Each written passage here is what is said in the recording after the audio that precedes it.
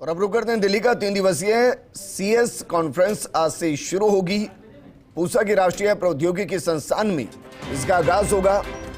आज शाम 5:30 बजे नीति आयोग के सीईओ अमिताभ कांत की ब्रीफिंग होगी। केंद्रीय संस्कृति मंत्रालय सचिव की ब्रीफिंग होगी। शाम 6:15 बजे से 7:30 बजे तक विकसित Bharat reaching the last mile को लेकर विशेष सत्र होगा।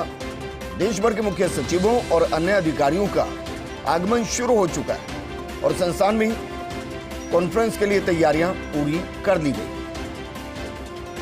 मेरे सहयोगी डॉक्टर ऋतुराज जुड़ चुके हैं। ऋतुराज, इस पूरी कॉन्फ्रेंस को आप किस परिदृश्य में देखते हैं और जो एजेंडे रखे गए हैं उसका भविष्य में क्या एग्जीक्यूशन आपको दिखाई दे रहा है? क्योंकि सीएस का पहुंचना अपने आप में होता है कि प्रदेश की ब्यूरोक्रेसी का वहां पहुंच जाना।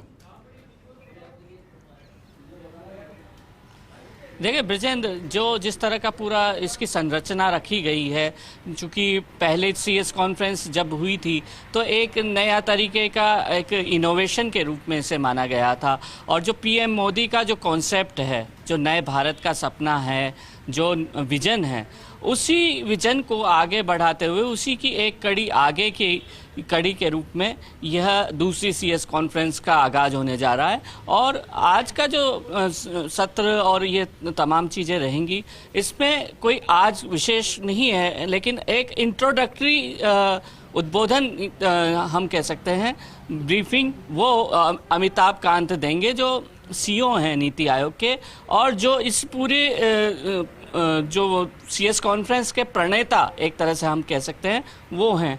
तो वो मूर्त रूप दे रहे हैं कि किस तरह से पीएम मोदी के जो विचार हैं, जो उनकी जो विचारधारा है कि किस तरह से नए भारत में जो ब्यूरोक्रेसी का स्वरूप है वो कैसे आम जनता के करीब आए, योजनाएं हैं वो कैसे ड्राफ्ट हो और नई प्रौद्योगिकी का इस्तेमाल करते हुए किस तरह से आम जनता के हित में लाभ पहुंचाया जाए, उनको साथ में लेकर चला जाए और एक नया डेवलपमेंट विजन यहाँ पर बनाया जाए।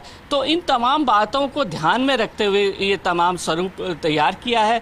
तो जो अमिताभ कांत के आज का जो ब्रीफिंग होगी उसमें भी यही बातें खास तौर पर रखी जाएंगी और मुख्य बात यही सामने आती है कि जो बार बार अमिताभ कांत भी कहते रहे हैं कि जो 3 ट्रिलियन जो इकोनॉमी की बात कहते रहे हैं कि किस तरह से भारत एक अर्थव्यवस्था, मजबूत अर्थव्यवस्था के रूप में सामने आता है। और हाल के दिनों में हमने देखा भी है कि किस तरह से कोरोना के महामारी के बावजूद एक मजबूत अर्थव्यवस्था हमारी रही है।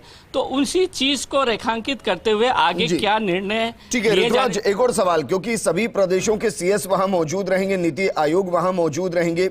मेरा सवाल यह है कि ये कन्वर्सेशन जिसका आप जिक्र कर रहे हैं, ये 1 वे कम्युनिकेशन होगा या 2 वे कम्युनिकेशन होगा? और अगर ये 2 वे कम्युनिकेशन का कोई भी एक सेशन वहां रहता है तो जो राजस्थान के सीएस गए हैं, आपको क्या लग रहा है देश की योजनाओं को राजस्थान में कैसे एग्जीक्यूट किया जाए? अभी तक कितना एग्जीक्यूशन हुआ ये तो बताया ही जाएगा। सेंटर के विजन को स्टेट में कैसे लागू किया जा रहा है ये तो बताया ही जाएगा। क्या स्टेट के भी इशू उठ सकते हैं कि हमारे ये इशू हैं? क्योंकि बहुत से मुद्दे हैं, क्षेत्रफल में प्रदेश बहुत बड़ा है और उस हिसाब से कई योजनाएं ऐसी हैं जिनकी फिजिबिलिटी में रेशियो बढ़ना चाहिए। क्या इस तरीके के इशू उठ सकते हैं? देखिए, जो ब्रिजेंद्र इसका पूरा खाका है उसमें इस तरह के इशू बहुत ज़्यादा उठने की संभावना कम है, लेकिन जो आउटलाइंस जो दी है उस सीमा में राज्य अपनी बात निश्चित रूप से सामने यहाँ पर रखेंगे और किस तरह से उनका विजन है ये खास तौर पर यह देखा जा रहा है इसमें कि नवाचार क्या किए हैं उस राज्य ने, उस राज्य का नवाचार किस क्षेत्र में है जिससे अन्य राज्यों को भी लाभ हो। और इसलिए एक एक जो सीएस हैं वो प्रेजेंटेशन अपना देंगे। जैसे अगर हम उषा शर्मा की ही बात करें तो उनका प्रेजेंटेशन स्वास्थ्य सेवाओं के रूप में सामने आ सकता है। इसी तरह से बुनियादी ढांचा विकास के क्षेत्र में जिस तरह से काम राजस्थान में किया गया है वह आ सकता है। पहले लैंड फॉर लैंड के प्रेजेंटेशन को काफ़ी उनका सराहा गया था। इस तरह से कई इस तरह प्रेजेंटेशन का स्वरूप सामने आता है क्योंकि ईज ऑफ डूइंग बिजनेस के तहत राजस्थान का जो काम है वो भी खासा सराहा गया है देशव्यापी स्तर पर। वहीं जो अर्थव्यवस्था को सक्रिय करने की जो सर्कुलर इकोनॉमी का जो कॉन्सेप्ट है उसमें राजस्थान किस तरह से अपनी भूमिका निभा रहा है, क्योंकि लगातार उद्योग को बढ़ावा देने की नीति सामने आ रही है। जी, दो मुद्दे हैं राजस्थान के, ERCP, क्या इसको लेकर कोई बात हो सकती है? और एक और मुद्दा है जल जीवन मिशन, हर घर जल नल योजना।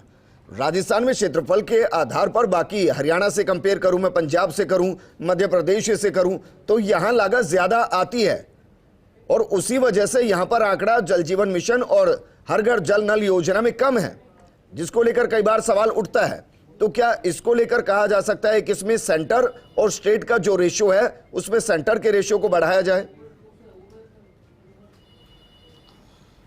देखिए, इसके लिए एक अलग मंच है। ये जो तमाम मुद्दे हैं, तमाम तरह के, जिस तरह की आप बात कर रहे हैं अंतर्राज्यीय मुद्दे, ये NGHC का मुद्दा है।